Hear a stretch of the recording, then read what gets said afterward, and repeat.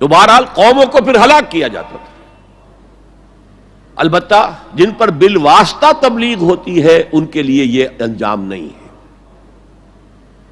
بلا واسطہ رسول نے اتمام حجت کر دیا تو اب رعایت نہیں ہے، اب وہ ہلاک کر دیے جائیں گے اگر وہ نہیں مانتے. تو اب یہ ہے کہ یہ امت محمد صلی اللہ علیہ وسلم شہداء علی الناس، یہ سورہ بقرہ میں کہا، اور کنتم خیر امت اخرجت للناس، تم بہترین امت ہو جو نکالی گئی ہے، برپا کی گئی ہے لوگوں کے لیے. تمہارا کام کیا ہے؟ تأمرون بالمعروف وتنہون عن المنکر وتؤمنون باللہ، نیکی کا حکم دیتے ہو، بدی سے روکتے ہو، اور اللہ پر ایمان پختہ رکھتے ہو. لیکن یہ تو صورت ہو گئی تھی حضور کے زمانے میں امت مسلمہ کی، لیکن یہ صورت دائم تو نہیں تھی، ہمیشہ رہنے والی تو نہیں تھی. ہر کمال راہ زوالے، ہر کمال کو زوال سے دوچار ہونا پڑتا ہے. امت مسلمہ پر بھی زوال آیا. سب سے پہلے دوبارہ ملوکیت قائم ہو گئی، جاگیرداریاں قائم ہو گئی، سرمایہ داری. جانتا ہوں میں یہ امت حامل قرآن نہیں ہے، وہی سرمایہ داری بندہ مومن کا دین. اب اس صورت میں کیا کیا جائے؟ امت تو بھول گئی.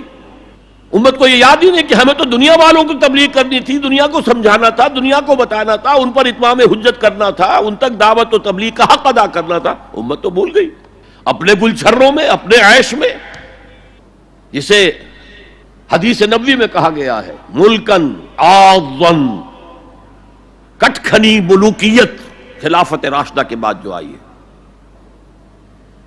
یہ حدیث ہے، بہت اہم ہے. مسند احمد ابن حنبل رحمت اللہ علیہ عن النعمان ابن بشیر رضی اللہ تعالی عنہ، حضور نے فرمایا تکون فیکم نبوۃ ما شاء اللہ ان تکون ثم یرفع اللہ اذا شاء یرفعها.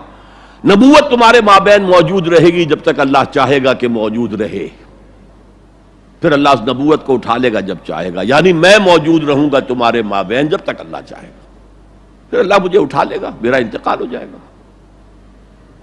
ثم تکون خلافت اللہ من حاج النبوہ، پھر ایک دور ہوگا خلافت کا جو عین نبوت کے نقش قدم پر ہوگی. فتکون ما شاء اللہ ان تکون، وہ بھی رہے گی جب تک اللہ چاہے گا کہ رہے. ثم یرفع اللہ اذا شاء یرفعها، پھر اس کو بھی اللہ اٹھا لے گا جب بھی چاہے گا. ثم تکون ملکا عاضا، پھر ایک دور آئے گا کٹ کاٹ کھانے والی، عضا یعض کہتے ہیں کاٹنا،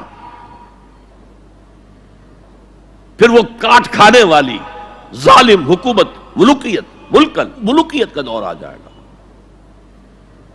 اب جب یہ دور آ گیا تو اب اس کا علاج کیا ہے؟ اور وہ دور گھٹتے گھٹتے گھٹتے گھٹتے جہاں تک بات پہنچ گئی ہے، یقیناً ہم سے تو بہت بہتر معاشرہ تھا بنو امیہ کے دور کا، لیکن یہ کہ اب ہم کہاں پہنچ گئے، سرے سے یاد ہی نہیں کہ ہمارا یہ کوئی فرض منصبی ہے، شہادت علی الناس کوئی ہماری ذمہ داری ہے، ہم مسئول ہوں گے اللہ کے ہاں.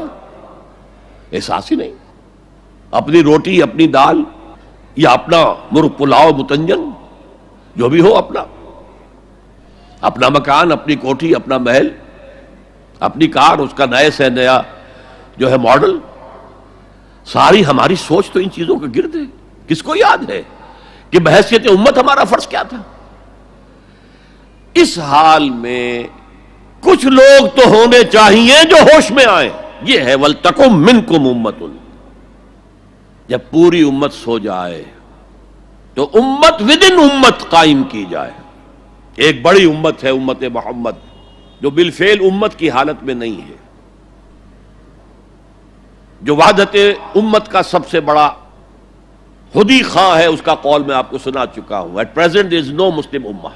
Instead we have a number of Muslim nations. And today we have a number of Muslim countries. That's all. امت کہاں ہے؟ لیکن اسے آپ کہتے ہیں party with in party, state with in state, امہ ود ان امہ. جو لوگ جاگ جائیں، جنہیں ہوش آ جائے، جنہیں اپنی ذمہ داری کا احساس ہو جائے، وہ جمع ہو کر ایک امت کی شکل اختیار کریں. وہ اس مغالطے میں تو نہ ہے کہ صرف ہم مسلمان ہیں باقی کافر ہیں، معاذ اللہ ثم معاذ اللہ ثم معاذ اللہ، یہ بہت بڑا فتنہ ہے۔ بس یہ ہے کہ حکیم سعید صاحب مرحوم ہمارے پاکستان والے، جن کے بڑے بھائی یہاں تھے دلی میں، حکیم عبدالحمید صاحب، انہوں نے ایک تحریک چلائی تھی، جاگو اور جگاؤ، جاگو اور جگاؤ، جاگو اور جگاؤ، یہ ان کے سلوگنز میں سے ہے۔ تو جاگو اور جگاؤ، جسے ہوش آ گئی، ارے ہماری ذمہ داری تھی، ہم بھولے بیٹھے، اسی لیے ہم برباد ہو رہے، تباہ ہو رہے، تو دوسروں کو بھی جگائیں، دوسروں کو بھی یاد دلائیں، اور مل جل کر ایک امت بن جائیں۔ ہم مقصد لوگ، یہ امت جو ہے اس کا جو کوئی ایک مقصد ہے ہی نہیں سرے سے، زندگی برائے زندگی ہے، اب زندگی کسی مقصد کے لیے تو ہے ہی نہیں، بالکل جس طرح حیوان جیتے ہیں زندگی تو وہ بھی گزارتے ہیں، لیکن ان کی زندگی کا مقصد کوئی نہیں ہے، انہیں آپ ایکسپلائٹ کرتے ہیں، یوز کرتے ہیں، گھوڑے کو باندھ لیا بگی کے اندر، ٹانگے کے اندر، بیل کو جوت لیا اپنے حل کے اندر، آپ استعمال کر رہے ہیں انہیں، ان کی زندگی کا تو کوئی مقصد نہیں۔ آج ہمارا حال یہ ہے، ہماری زندگیوں کا کوئی مقصد نہیں، لیکن جو جاگ جائیں، جنہیں احساس ہو جائے، جو محسوس کر لے کہ یہ ہماری اجتماعی ذمہ داری ہے، اور اسی کو پورا کرنے نہ کرنے کے باعث ضربت علیہم الذلۃ والمسکنۃ وباؤوا بغضب من اللہ کی صورت جو کبھی یہود کی تھی وہ آج ہماری ہو چکی ہے۔ جو جاگے وہ دوسروں کو جگائیں، مل کر ایک امت بنائیں۔